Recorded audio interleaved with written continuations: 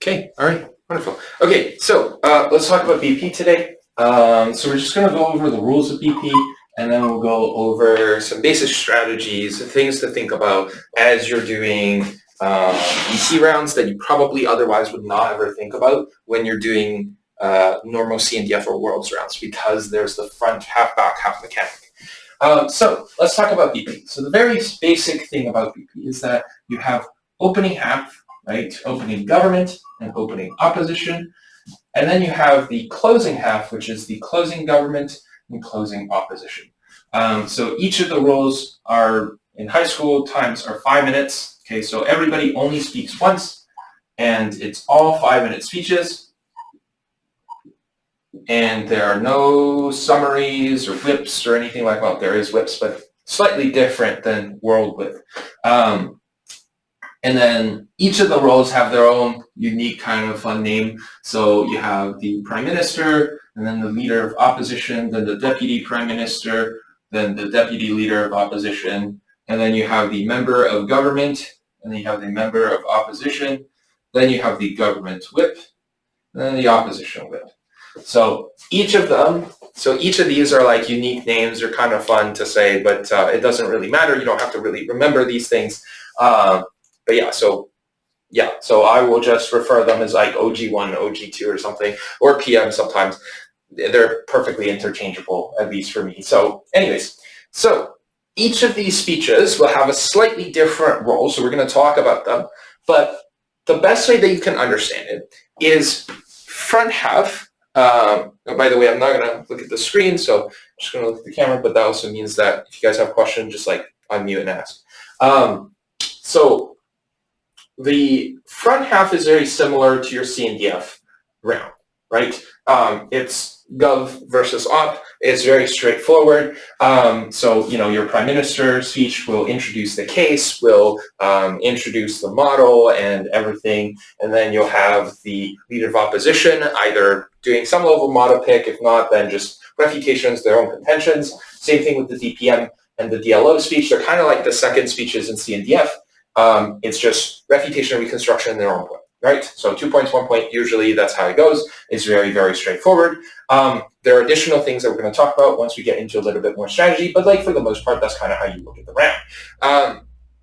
And every single speech is open to POIs, okay? So I believe for high school, it's 30-second protected time. You'll have to fact check me. It's either 30 seconds or 1 minute.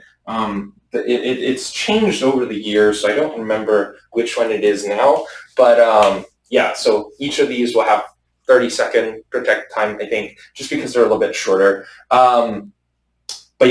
So every speech is open to that.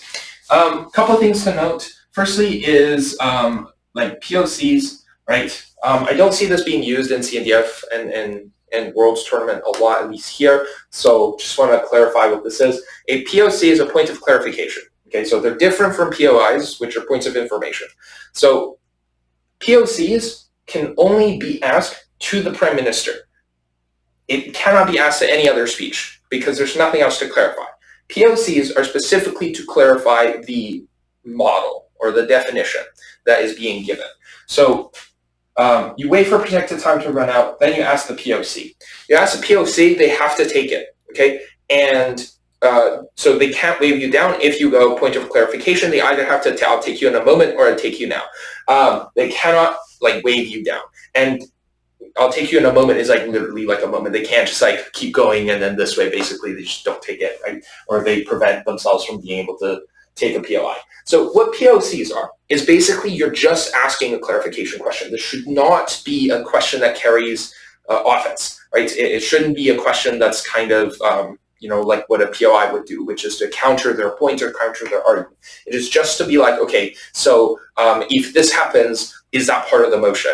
Or can you clarify what this house is? Or can you clarify what you're going to do if this happens? So it's just a clarification question, okay? And this is kind of important because especially if you're the closing half, like closing opposition, and you're like, wait a second, this motto sounds a little bit sus. So then you can ask a POC again, cannot be combative, but you can ask for clarification. Because again, you don't get to model pick. At this point, your first speech is, way down here, right? So you don't get to really engage with the opening government at all, right? So how can you model pick or basically ask anything, if the model sounds sus, you ask POCs.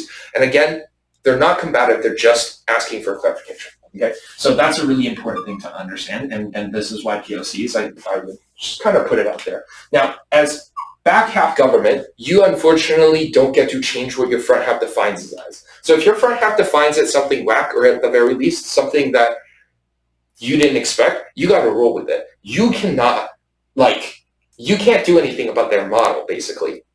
If their model sucks, you got to roll with it. It's unfortunate, but you just kind of got to deal with it. So as the back half opposition, you do get to at least do something about it. Okay, so that's kind of front half. Okay, front half is very simple. There's some strategy involved, but front half is more or less the same. If you debate it as if it's C and DF, you'll do fine. There's not going to be some major hiccup. However, the back half is a little bit different. The back half is where the two speakers have very different roles in the round. Okay, so the member speech gives an extension point. Okay, and what an extension is, is let me see if I can do this real quick. Let me move to the other board.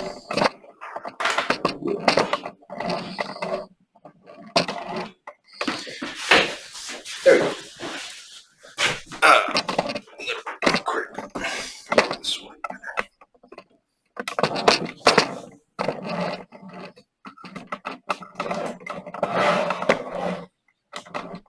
There we go. Okay. This kind of works. Okay, so let's talk about extensions. Okay. So extensions is its own whole major thing. So it's pretty important to know exactly what extensions are, because if you don't know how to do a good extension, you will not win on the back half. Okay. So extensions, couple of things. The most important thing to remember about extension is that they must be unique. Okay. So what does uniqueness mean? It means you have given some kind of contribution that is not the same as what the front half has given. So if OG has given point A, point B, and point C, okay, you cannot give point A, B, or C. Okay, it has to be new. So the only credit you get for an extension speech is new material.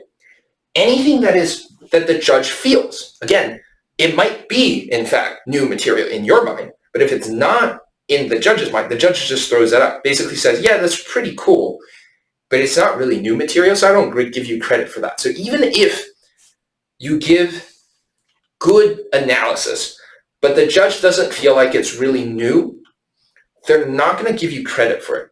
So therefore, sometimes you'll give what you thought was a good point, but because it's not unique enough, you don't get the point for it. So one of the things that you need to do with your extension is you have to point out your uniqueness, why your extension is explicitly different from the points that your opening half has given you, okay, or has given the round. And this is one of the things that is going to be really different, okay, is that, in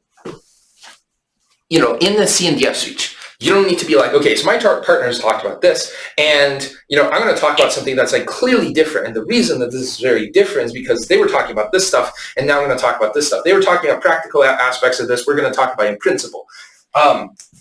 So you don't need to make that clear of a distinction, but you do in extension. You want to spend I would say 15 to 30 seconds explaining that uniqueness. Okay, and that's how important it is, because if your point isn't unique, or the judge doesn't think it's unique, it's as good as nothing, right? Basically, it gets thrown out. So uniqueness, super important. Cannot stress this enough. It is super important to have the unique point.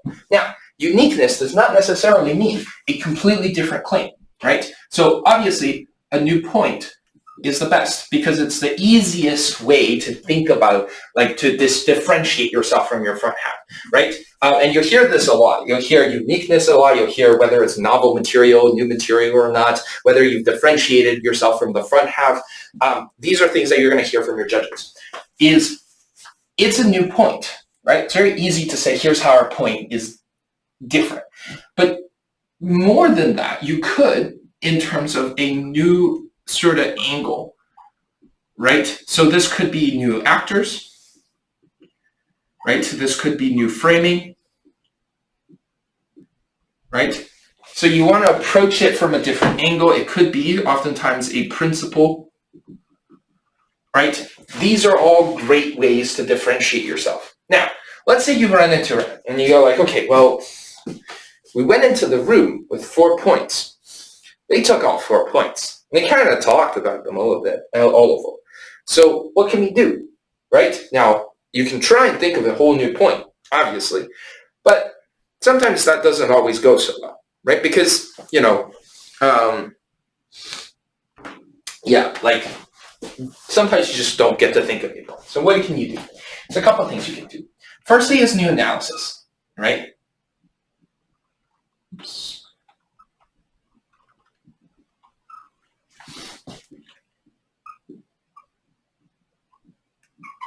So you can give new analysis, new mechanisms. Okay, so what does that mean? It means you can give, right, sort of analysis that's, they haven't given, right? For example, and this has to be a significant contribution. You can't just add like 1 or 2 lines in there because then all you get credit for is like 1 or 2 lines.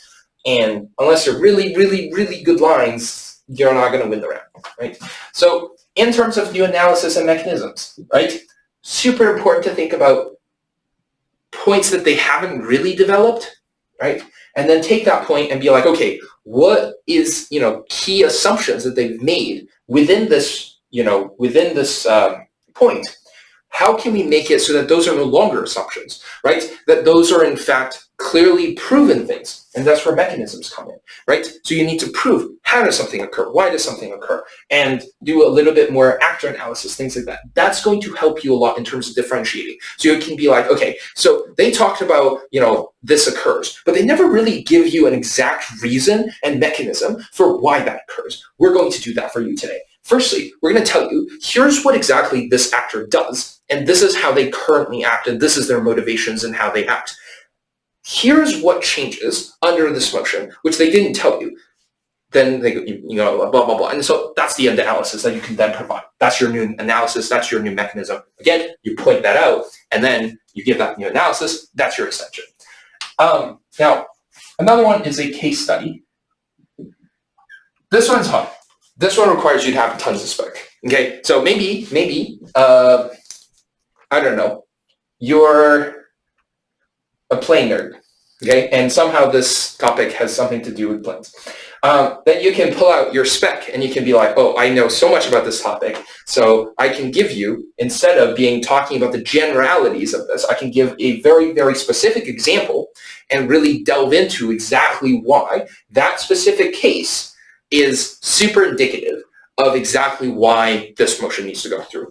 And so it could be still kind of supporting some kind of, argument that they made. Again, it can't be a super well-made argument. It has to at least be kind of weak. And so basically you really delve into the case study, and that's the way that you provide analysis and mechanism. So instead of just being like, oh, well, in general, this is what the actors are like, you take a specific example, you go like, this is exactly what happened. Here's their, like the actual real life thoughts and actions of these individuals, and here's why it culminated in the result that it did, and here's how the motion changes that, and here's why it's better or worse, right? But that kind of case study requires you to have a lot of spec. Again, your extension is a 5-minute speech. Really, your extension should probably take 3 minutes of that.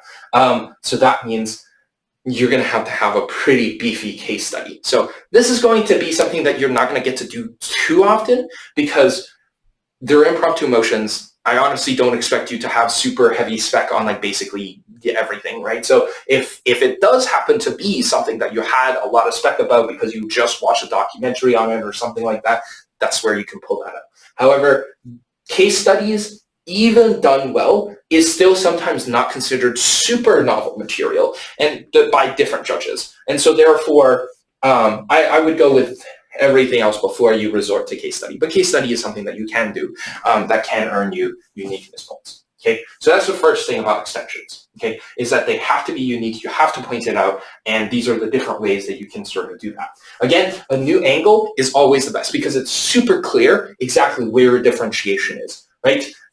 So that's obviously the best, but nonetheless, you don't always find that. Sometimes you look at the round and you're like, it's really so many ways to go about it, right? Okay, so beyond that, a couple of things. Extensions, okay, can only be done by the member, right? So member of government, member of opposition, right? So the first speaker on the back half gives the extension. They have to give the entire extension, okay?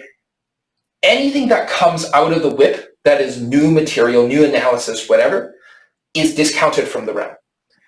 So this means that the whip speaker, it's very difficult for the whip speaker to carry the extension speaker, but it is possible for the extension speaker to carry the whip speaker, okay? Because if the extension speaker basically goes up there and says nothing, there's nothing the whip speaker can do to salvage the round. They can basically take down everything on the other side, but they can't add to their own case, and they can't add to their own extension.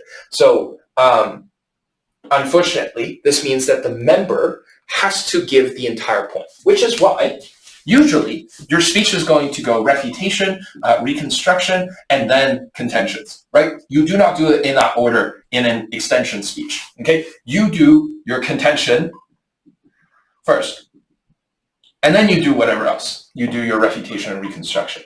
Well, no reconstruction because there's nothing to reconstruct.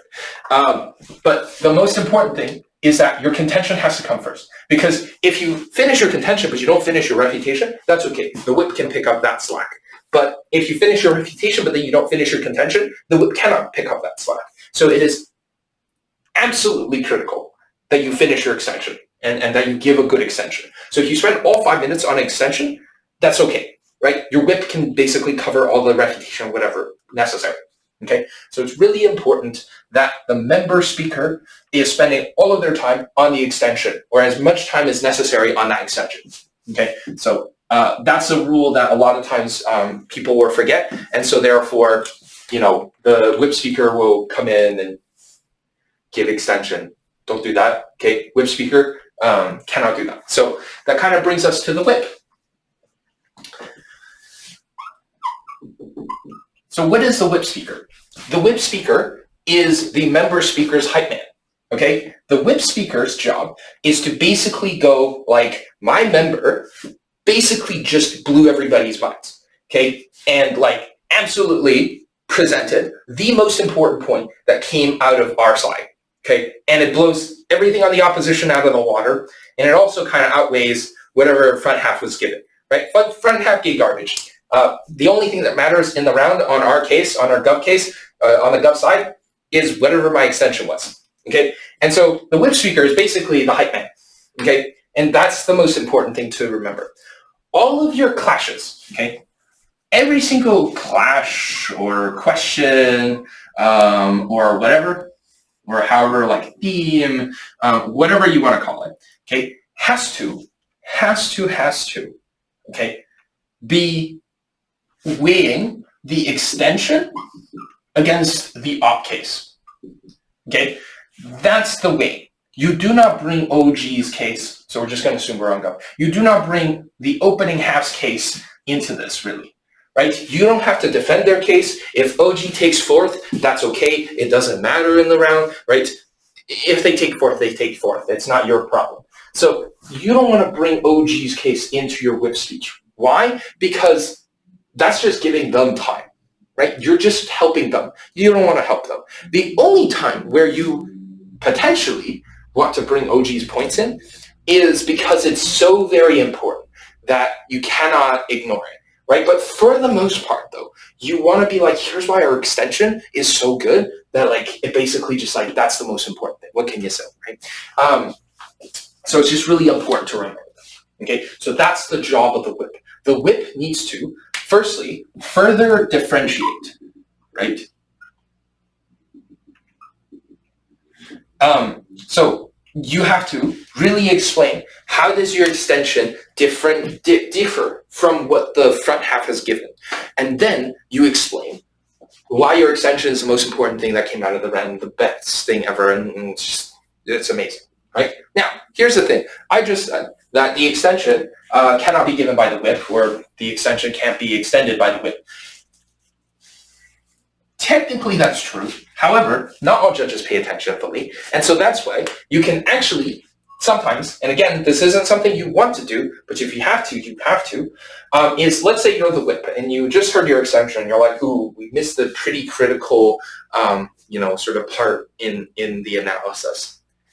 Basically, during your whip speech, you just like talk about it as if your partner has already talked about it, and you're just like reanalyzing, you're just rehashing the analysis that they gave, and you just like sneakily put it in there. It's like you're handing in stuff, and you're technically you're late, but you're just like you just like lift up the pile of paper and you just sneak it in there, and you're just like, oh, there it is, right? That's the idea. So if the judge notices that you are sneaking in new analysis in there, they will be like, their notes are not detailed enough that they like, oh, we're like, oh, like they never said that. Sometimes the judges will be nice and doubt themselves and be like, oh, did I misunderstand their point? So this is what they meant. Oh, okay, that makes sense. That's actually a really good point. Something like that. So as a whip, you can sometimes sneak it in there because your judges weren't paying attention. It's not what you want to do. Obviously, as the extension speaker, you would wish to give as good of a point as possible, and that's the point you stick with. However, sometimes as the whip, you do notice these things, and so you can sneakily put it in there. Again, you don't want to draw attention to it, and there's no harm in trying, because technically, if the judge notices, they just don't count it, and they just pretend you never said it. They don't like take points away for that, but nonetheless, it's not what you would want to do. Okay, so it's just important. That's kind of the whip. Okay, all right. So, any questions up to this point? No. Okay, Julio. One thing, it just yes. like what you've mentioned so far, it seems that the opening half has a bit of an advantage in the fact that if they're thorough, the closing half is kind of left scrambling. Absolutely. So, so there's a whole strategy, and this is something we'll talk about, is called burning the turf. Okay.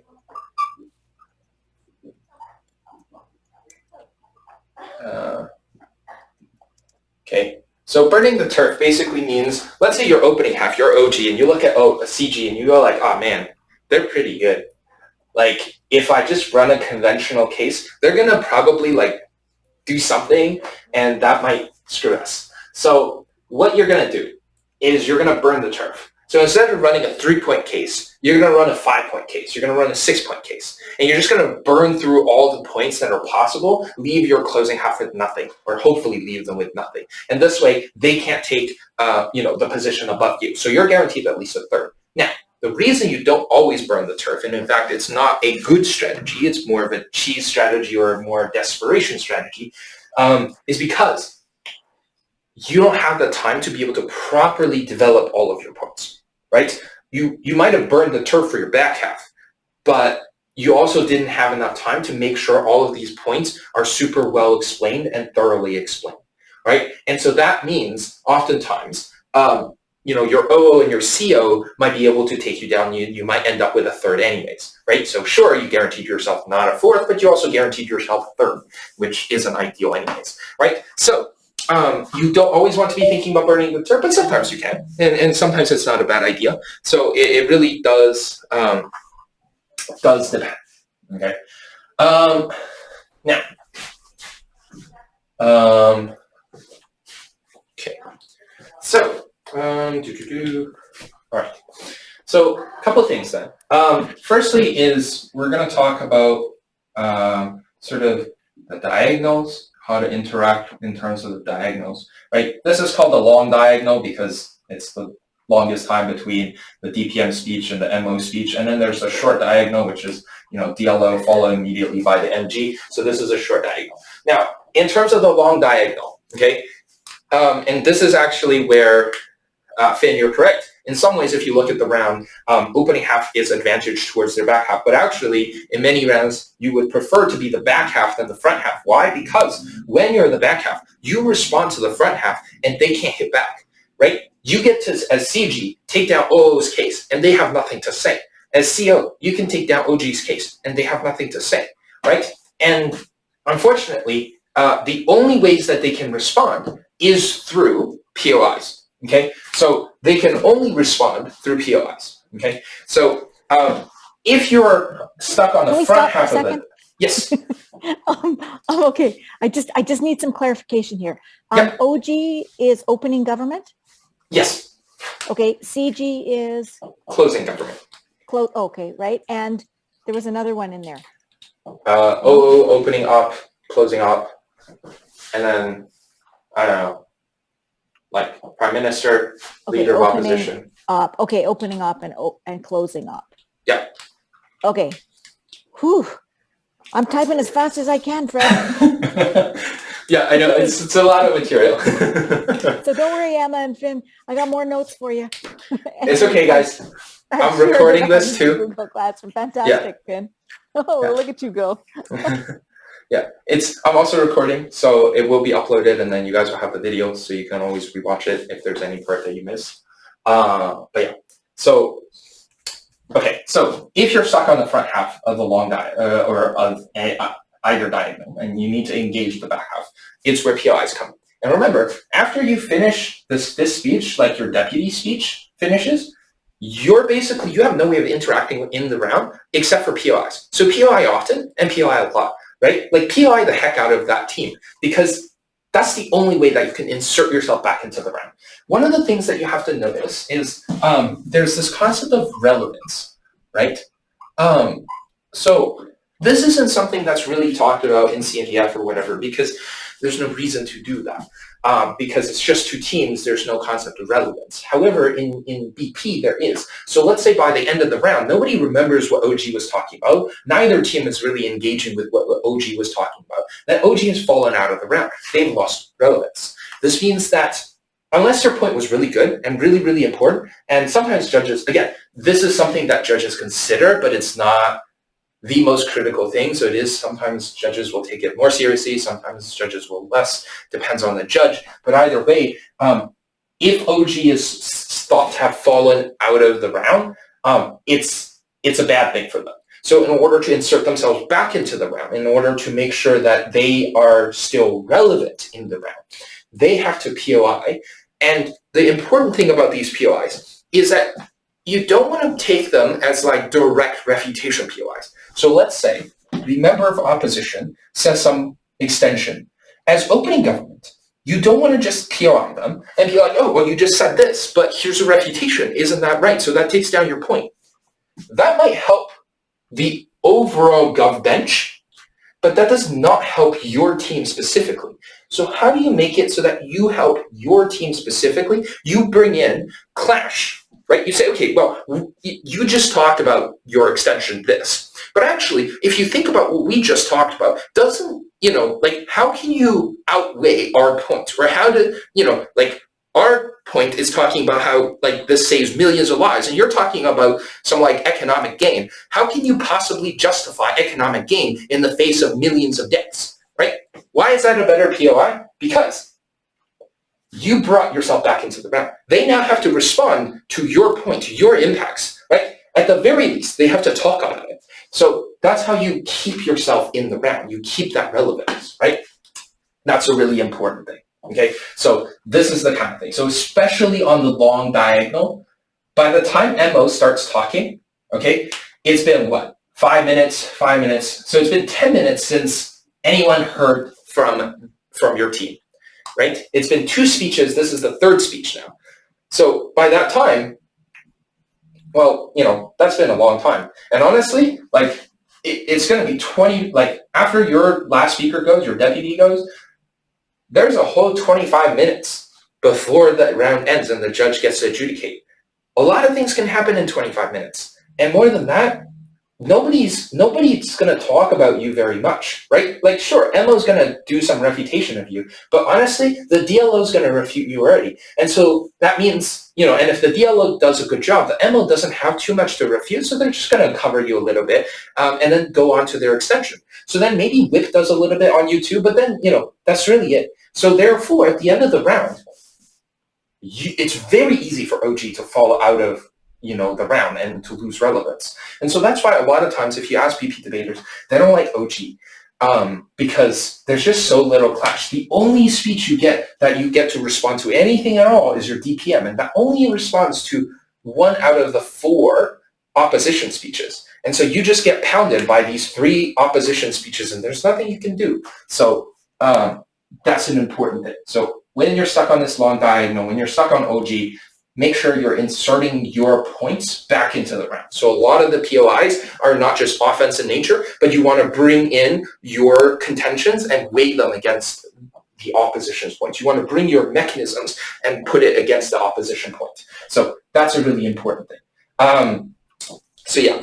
Now, this also means that if you're on the back half and you're deciding, who do I take a POI from? If you're CG, okay, and you're a member, and let's say MO is asking you a POI, and someone, let's say the leader of opposition is asking you a POI. Who do you take?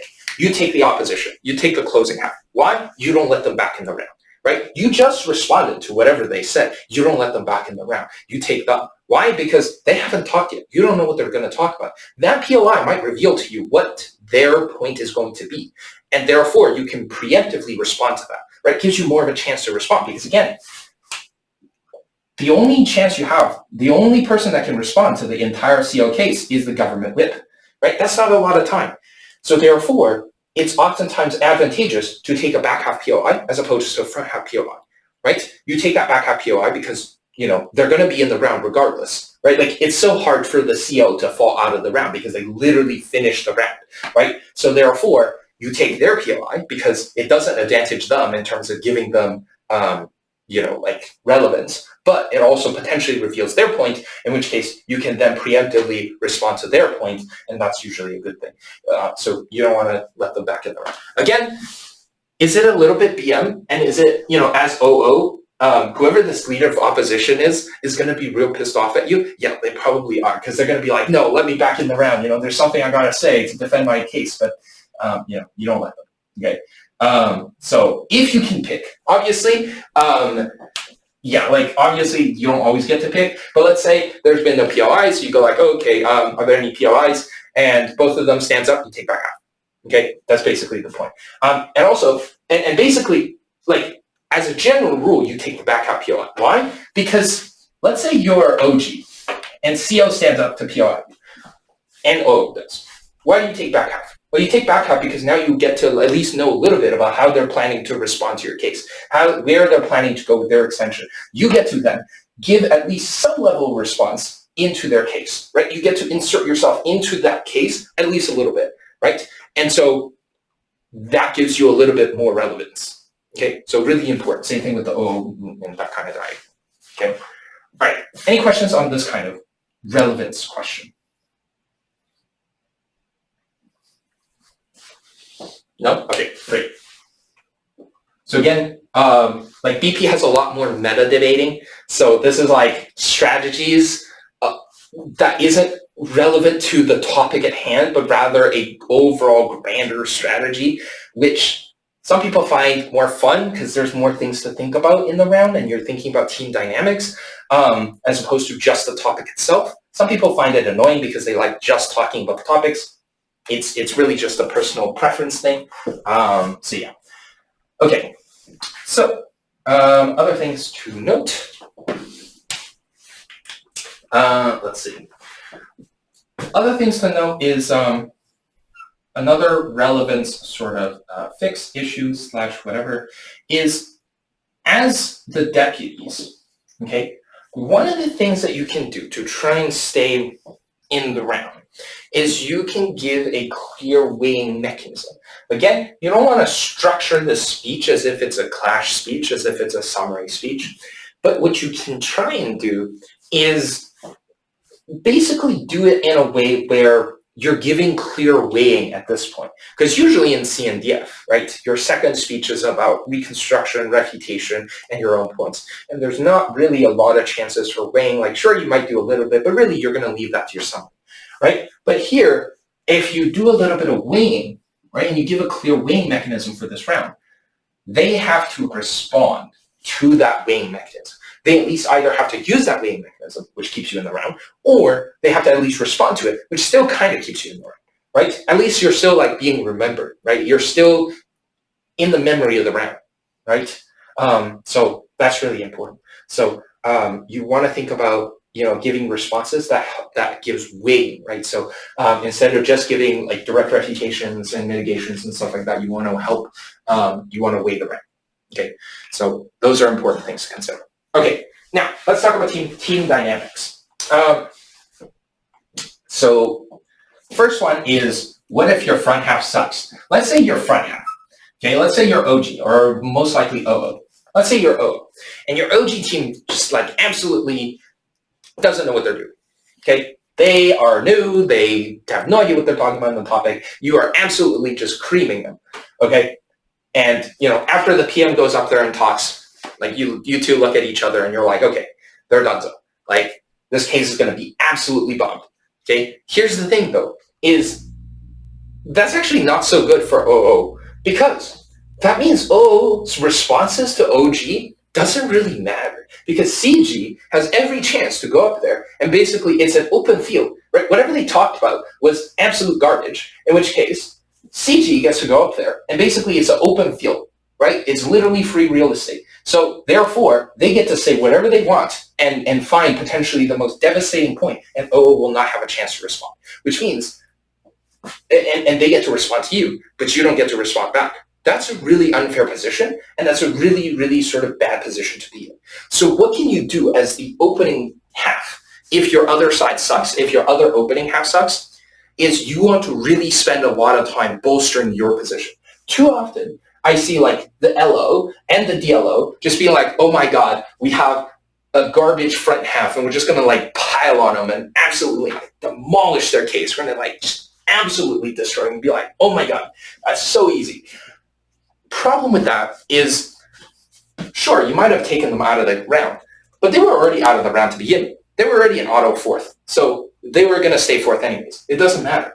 So you basically just made them from, like a fourth, maybe like a fourth, to like definitely a fourth, It's like, okay, sure, you did a little bit, but it doesn't really help you guys. So how do you elevate your position then? You elevate your position by spending more time on your own analysis, on your own mechanism, on your own case, because that makes your case a lot stronger, in which case they have to spend more time responding to you than they do against their closing half, which means you stay relevant in the round. Right? So a lot of times it's about thinking about these kind of like team dynamics things, okay? So what this is all to say, okay, is, so again, I think this is kind of a important thing, okay? So don't spend too much time there. Spend a lot more time bolstering your own points, thinking about your own burdens. Establishing burdens is really important, actually. So you want to think about, okay, what are my burdens for this round? And you want to think about, okay, so once I've established those burdens, right, I want to start weighing my points against theirs, right? Being like, okay, what are the ways that I can weigh things? And you want to, in fact, like steel man them. Okay, it's not really a real word, but it's like the opposite of straw manning them. So instead of being like, oh, their point is like this, and you're like, oh, you take a weaker version and you refute that. That's obviously bad debating, right? Because you don't want to do that. But you want to steelman them. You want to be like, okay, so here's what they said, right? And here's why it's clearly wrong. But even if they said better version of point, here's why it's wrong. The reason you steelman them is you're basically trying to preempt whatever could possibly come out of closing government. And you're like, this I think is probably the most important point in the round. This is probably what CG is going to come out of. And in that case, again, it's super important to take back half POIs because basically POIs are a way that information gets leaked, because every POI will reveal a little bit about how that team thinks about the round, is framing the round, right? Whatever questions they ask is going to be consistent, usually anyways, with the way that they are trying to run the round. So taking one of their POIs will help you understand where their case is going, in which case you can oftentimes then think about how exactly you should be responding to, or which direction you should be steel-manning their case in order to be able to properly respond to back half case. Especially if your OG and OO sucks and you really want to respond to the CO. This is where the DPM, the PM would really wants to take a CO POI, and then the DPM responds to OO, but steel-mans them and hopefully responds to CO as well. Again, kind of a complicated thing, but something that you want to think about. Okay. So those are kind of things that you want to think about in the front half. And again, burning the turf, that's always a strategy that you can think about, that you can potentially use, right? But again, it has its weaknesses, right? Burning the turf. So it's not something that you want to use very often. Usually it's either, if you, for example, need a third to get into the elimination rounds, okay? Then you want to burn the turf, you want to screw your back half as much as possible. It doesn't matter, even if you lose against the other two teams, as long as you screw your back half, you guarantee yourself a third, right? So that's one way to do it. But it's not guaranteed because, again, if it's not super well analyzed, they can always come in and reanalyze, add analysis, and that could be novel material. So you do have to balance that, but nonetheless, it's Can I interrupt for a second? Yes. I thought the four of you were on one team. Oh, yes. The opening half and the closing half, in this case, are working against each other. Yes. Okay. That's a clear oversight for me. Yes. So in the round, there is a 1 to 4 ranking. So it could go 1, 2, 3, 4, right? In which case it's an ops sweep or a gov sweep, right? So OG is first, CG is second. But it could entirely be different. It could just be like a 1, 4, I don't know, like 3, 2 situation, in which case it's the OG and the CO that, it's like first, second, third, fourth. So again, each team is working against every other team, right? So for the Gov OG to want to beat OO and CO, it's very straightforward, right? But in order for the OG to beat CG or CG to beat OG, right? How does the judge consider, ranking one team over the other on the same side, right? Is who brought the better material? Who brought the more relevant material? Who brought the material that has the greatest amount of impact? So that's the idea. Now, that advantage, so some advantage goes to the opening half because they get to pick what points they want to give, right? Because they get to run basically 3 points for free, right? Because they're all going to be unique material because whatever they say is unique material. Closing half doesn't get that luxury. So they have to give an extension that's unique from whatever opening half gave. However, because they get the time advantage, because they go later in the round, they're able to hit, right? They're able to hit the other side, and this is able to hit the other side, without any possibility of response from the opening half. So therefore, these points oftentimes get taken down. And also, they get to, let's say, closing half reframes the round. There's, again, no way for the opening half to really respond to that reframing of the round. So that's where the closing half gets to potentially do well. So that's why you'll see in a lot of elimination rounds, closing half takes it. Because, so assuming that the sides are very even, right, it's not like a gov heavy motion or op heavy motion, you'll see the closing half kind of take the round. Because it's much easier for the closing half to find good extensions, but at the same time, or reframe the round or something like that, and basically leave the opening half kind of out of the round. So that's the idea. Okay, so is this like each person is their own team? Oh, each 2 people. So OG has 2 team members. There's the prime minister and the deputy. Same thing with OO leader and deputy leader. And then what are the, now, okay, because you went really fast. Okay, so now the closing half What are those two called? So this is the member, so the member of government and member of opposition, and then it's government whip and opposition whip. Yeah, I missed that. Yeah. Yes. Sorry. Yeah. So really important concept to understand is that you do not want to help any of the other teams, right? So if you're back half government and you just saw OO absolutely pummel OG and opening government's cases in shambles, you leave it as is and you keep going. You give your own extension and you leave them in the dust. You're like, thank God they're dead. Okay. So you do not want to help them. You don't want to like take any time to reconstruct any of the opening house points. If they're dead, they're dead. You leave them as is because you have your own extension to do. So that's the idea. So same thing with the whip. Again, as the whip, you don't mention OG's points. You don't need to talk about whatever they did. Because again, you don't want them to be in the round. The only times you would mention the opening half's points is in the instance where you're trying to differentiate yourself. You're like, here's what they said, and here's why we're different, right? Now, here's a very important thing is that you don't want to do what's called knifing. Okay? So,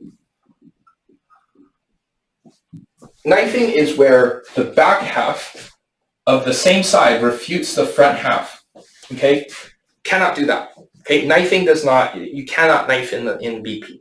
So this means that as the closing government, you can't be like, oh, well, so OG talked about this point, here's why it's wrong. You can't do that, okay? Any kind of refutation is not okay. You cannot knife because any amount of knifing is considered basically moot. So any amount of knifing that you talk about, the judge just throws out of their flow, One you want. right? So, yeah. Only because that's the only one they had in the two different. One question, Fred. Yes. Super specific, but in the way when you are mentioning, say, OG, would you refer to them as my colleagues, or what equivalent would you use? Yeah, sure, my colleagues. That's fine. Or, okay. Yeah, or front half. You know, like our front half talked about this, or opening government talked about this.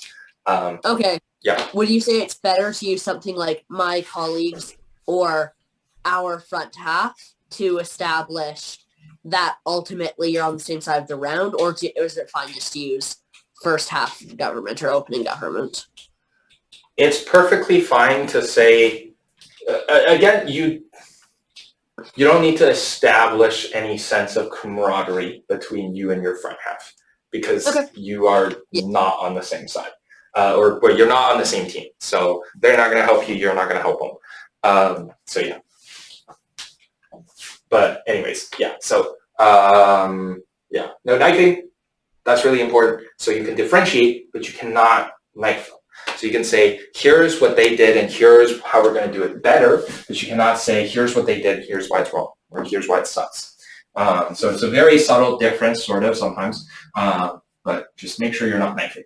Knifing is really bad because whatever you just said is thrown out of the flow because the judge is like, oh, wait, they're knifing them. Never mind. Okay, I'm not going to take that note down. Some judges are really mean and they're going to deduct points for it, but usually judges are told that knifing is just like, yeah, knifing is just not counted.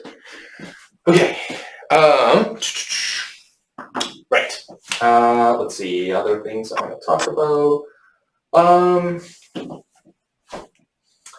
Something I wanted to talk about, I guess. Right. I guess a couple of miscellaneous things. Miscellaneous things is like, as extension, you want to give no more than 2 points of extension because you don't have time to really go in depth beyond 2 points, right? And the most important thing is that your extension, you want to really go into depth about it. So you want to give it as much analysis as you can possibly muster because you have to take basically one extension point and beat 3 points on your front half. So that extension point better have a real good impact, right? Or at least you can say it has a real good impact to be able to outweigh the front halves. So that kind of relevance is super important. But anyways, so overall, that's kind of BP. It's a little bit of confusing style. There's a lot of moving parts in it. Yeah, and there's still more things that I haven't covered that, it could potentially help, but those oftentimes are a little bit too specific of situations. Like, what if you're on this team and then the other team on this other side that is really good, and then these other teams are not as good. How do you specifically target one specific position from another specific position, and how do you best deal with that? But I think those are probably a little too complicated. Oh, right. One more thing is scoring. So because you have a first to fourth kind of ranking system, right? So first gets you 3 points. Okay. Second will get you 2 points. Okay. Third will get you 1 point, and fourth will get you 0. Oh. Okay. Now, what this means for you to break in most tournaments, most BP tournaments, is you want to be above a 2-point average per round. So this means that if there are 5 rounds, right, to break or to guarantee a break, you want 11 points. Okay, so to guarantee a break, you get 11 points. 10-point break, so basically a 2-point average, will be on speaks, usually. Okay, so it's not always guaranteed depending on how many break rounds they have, etc., blah, blah, blah, blah, blah. But usually, okay, you have a 11-point break and guaranteed, and the 10-point break that's like maybe. So basically you want to try and keep yourself second on like every round except one round you're getting a first. So if you get a third in the first round, that's okay. You get a first or something like that, then over the 2 rounds average, you're still on second, right? So that's basically the idea. So one of the things that you want to do in the rounds is you just want to try and avoid fourths, right? Because fourths are really difficult to come back from in a tournament. If you get a third, if you get a first in the next round, you can still always come back. If you get a fourth, even if you get a third in the next round, you still need to pull another first, like you need to get another 3 points kind of thing. You need to basically work really hard to pull yourself out of the 4th ranking. So this means that if you somehow find that, let's say, a specific team is really, really strong, you want to do your best to try and, you want to focus that team a little bit, like you want to refute their points or whatever, right? But if you know that they're clear first, don't even try that much to take them down, because there's no point. Leave them as the first. Fight for the second, right? Really make sure that you, for example, if you're like OG is real good and you're CG, okay, just find a good extension to be able to beat the other 2. And just be like, you know what, OG's taking the first, right? Resign that. Or especially if, let's say, OO's really good, right? Don't spend too much time taking down OO stuff. Spend a ton of time taking down the extension. Just absolutely hammer this one, and then also absolutely differentiate yourself and say why you're better. This way you're guaranteed a second. Taking a second in a round is, still perfectly acceptable, especially in early rounds, because it still guarantees you're on track to break, right? So there's nothing wrong with taking a second. So sometimes you're just going to have to cut your losses and be like, okay, I'm not taking a first in this round. Now, I'm not saying give up. Every time you're like, oh, there's a good team, give up, take the second. But just sometimes you're going to realize that, and that's okay, right? So having that little bit of dynamic is okay. All right. Cool. One question. Mm-hmm. With the terminology, because in cross-X it's always be it resolve that, in CNDF it's this house, something. What's the terminology for BP? Terminology for BP is also this house. It's the same motions as CNDF motions. Yeah. Okay. Yeah. So you refer it as well as panel rather than ladies and gentlemen. Yes. Yeah. It's the exact same terminology as CNDF and Worlds, so you don't have to worry about differences in that.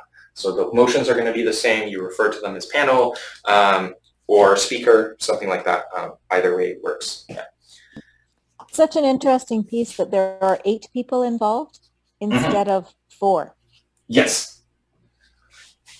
So there's a lot going on. There is a lot going on, and it's definitely a little bit more complicated. It's like everything I just talked about has nothing to do with the topic itself. It has everything to do with the dynamics within the round and how teams interact with each other. So a lot of the stuff that I'm talking about may not fully make sense to you right now because you haven't done a BP round, like a full BP round. So you're not really thinking about like how does the dynamic work. You don't really get a lot of feedback from judges judging your BP rounds just yet. Once you do, for example, like a BP round or two, or even a whole BP tournament, you're going to suddenly be like, oh, okay, I understand, because you get feedback from your judges, and your judges are going to be like, okay, so here's how I rank the teams. I ranked it as 1, 3, 2, 4, right? So I thought it was a gov sweep. Now here's what I'm going to, so that's usually how judges will tell you. They'll just read off the rankings of OG, OO, CG, CO. So 1, 3, 2, 4 means 1 first, third, second, fourth, right? So then they'll usually, like feedback will go, here's why the fourth is the fourth, right? Here's why CO took a fourth. Because they were super derivative. I really didn't hear any novel material come out of you guys. I thought your analysis was okay, but like it really doesn't, take over the O. So therefore you guys get the fourth. Now, what's the difference between the third and the fourth, right?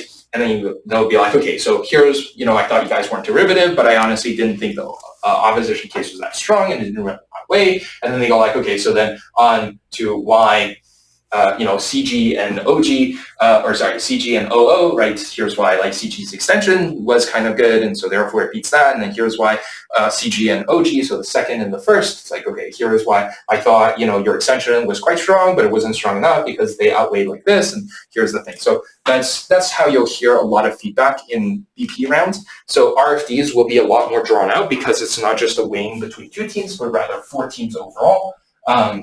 So that's the thing. Fred, do you have any examples of BP? Like, is there one on the DSABC website, or is there example BP rounds? Yeah, so just so that like all the information that you've given us now can now be applied in a situation to watch to see where the flow actually happens from one side to the next, and yes, provided. So any WEDC rounds any WEDC finals are all in BP, and they're all excellent rounds. So my favorites are 2010, 2012. Let me see. 2013 was okay, I think. And then I think 2017 is Bo's round. Let me just double check that. What's this source called? Yeah, what's the acronym? World University Debate Championships. Oops, not 2017, 2016. Yeah, so you can just search on YouTube WDC 2010 finals or 2012 finals or 2016 finals.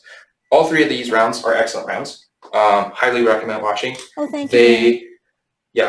They're yes, really please. high level rounds. Yeah, very high level rounds. One final question. Yep. Would you also get your standard individual score as well? Yes. Like the same system? Okay. Yes, but I believe for BP 75 is the average instead of 85. Oh, okay. Yep. Okay, I'm going to be a pain in the butt again. Mm-hmm. So, World University Debate Championships. Yes. Right? Yes. And you said which years? 2010, 2012, 2016. Okay, 20. Okay, actually, I'm going to stop the recording. 20,